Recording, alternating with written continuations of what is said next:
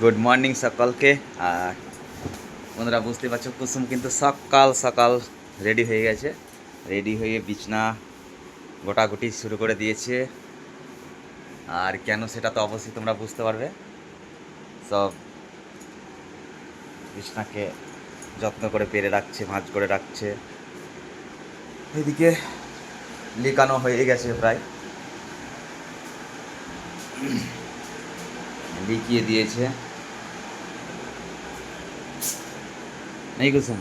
আর আজকে আমাদের বাড়িতে সত্যনারায়ণের পুজো দেবে, তো সত্যনারায়ণের পুজো দেওয়ার জন্য কুসুম আজকে সব কিছু রেডি করে নিয়েছে। আর এখানে কাটাকাটি সব হবে, একের পর এক তরকারি অনেক কিছুই আছে।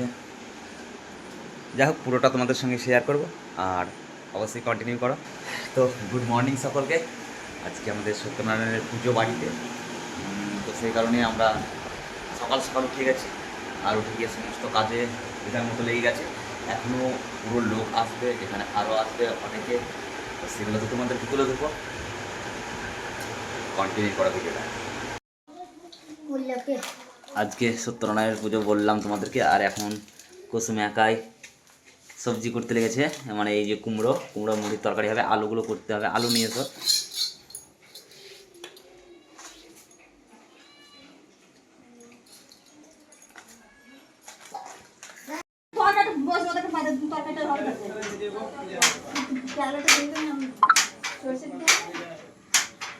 চলে এলাম আর দোকানে মাল নিচ্ছি। আর আমাদের দোকানি রাহুল, এবার দোকানে চলে এলাম। দোকানে আমাদের দোকানটা কাছে একটু, রাহুলের দোকান, বুঝতে পারছো, সাজানো বোলতলার মধ্যে দোকানটা। এবার দোকানের কিছু মাল নিয়ে যাই, চিনি বদিয়া যেগুলো লাগে, তারপর বাড়ি চলে যাব। এদিকে পুজোর সব জোগাড় হয়ে গেছে, ঠাকুরমশাই আসার অপেক্ষায়। হ্যাঁ বাবু। আর এইটা স্নেহা আমাদের খাচ্ছে, আমরা তো এখনো না খেয়ে আছি, কারণ উপোস। পুজোর জোগাড় হয়ে গেছে কুসুম, পুজোর জোগাড় হয়ে গেছে তো। এদিকে দোকান বাজার করে আনলাম আরও, এদিকে অনেক কিছু রেখেছে। আর ওই দিকটায় রান্না করছে, সেটা তো তোমাদেরকে তুলে ধরবো অবশ্যই।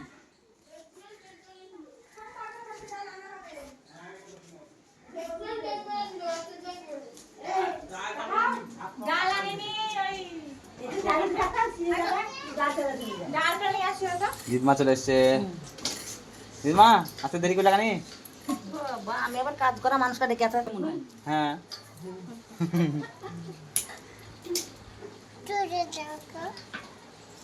আরে কুসুম রান্না বসাচ্ছে, মুড়ির তরকারি তো হয়ে গেল।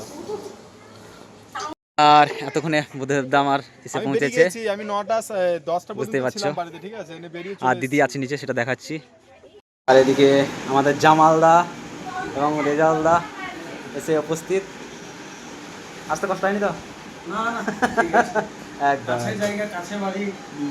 জামালদা বা রেজালদা তো অনেকবারই এসছে, প্রথম গান্ধী হয়তো, কিন্তু ফার্স্ট টাইম আমাদের বাড়ি। আর দিদি এসছে, এখন দেখাচ্ছি না, দিদি ঘরে আছে, পরে দেখাচ্ছি একটু, অবশ্যই দেখাবো।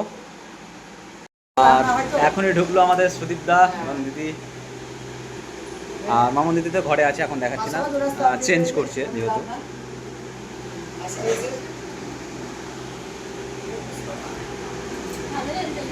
বলেছিলাম দিদি চেঞ্জ করছিল, সেই জন্য।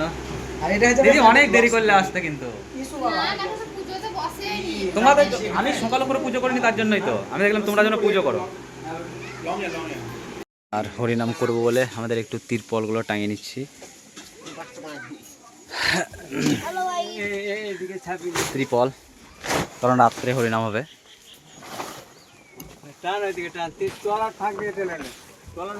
আর এই যে মাহি আর স্নেহা খেলা করছে, শুরু করলো।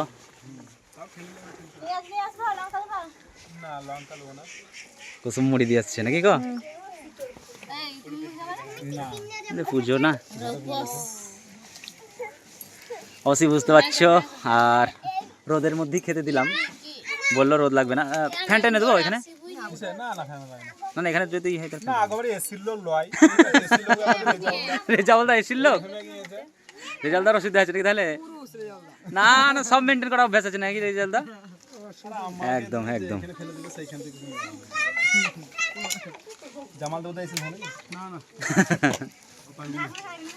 ঠান্ডা লেগে গেল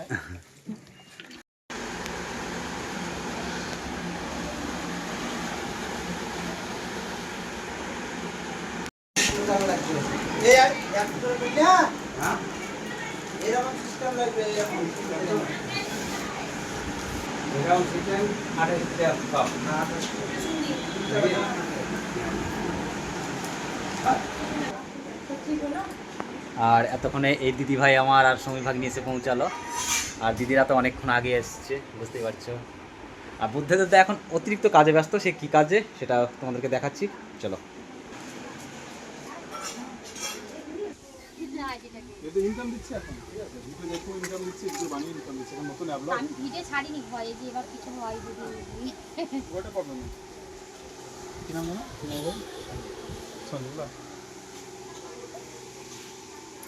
তাকান তাকান একবার তাকান।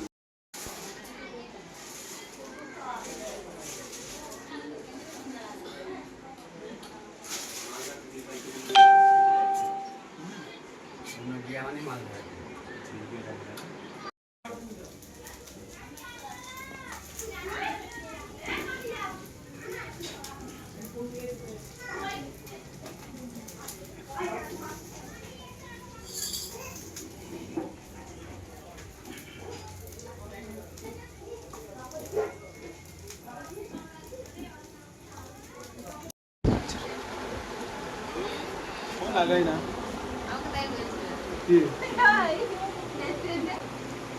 কই কি আলো ক্যামেরা ধরো। আমার ব্লগটা শেষ করি, এখন শেষ করি। বুঝে দাও টাকায়ও। অবশ্যই, এই যাও, টাটা।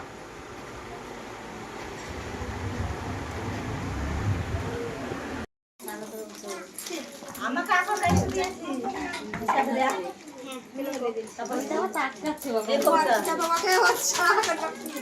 আমাকে 100 টাকা এক্সট্রা দেয়নি আর আমাকে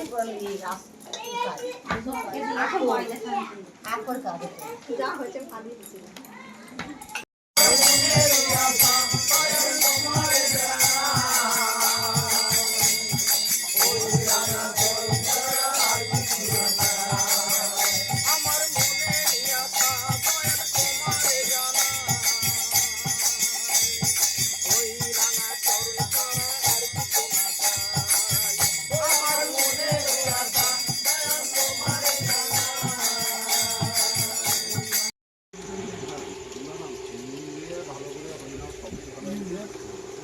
ঠিক ভর্তি করে খাওয়া দাওয়া করে বাস ভালো খাবার দাও।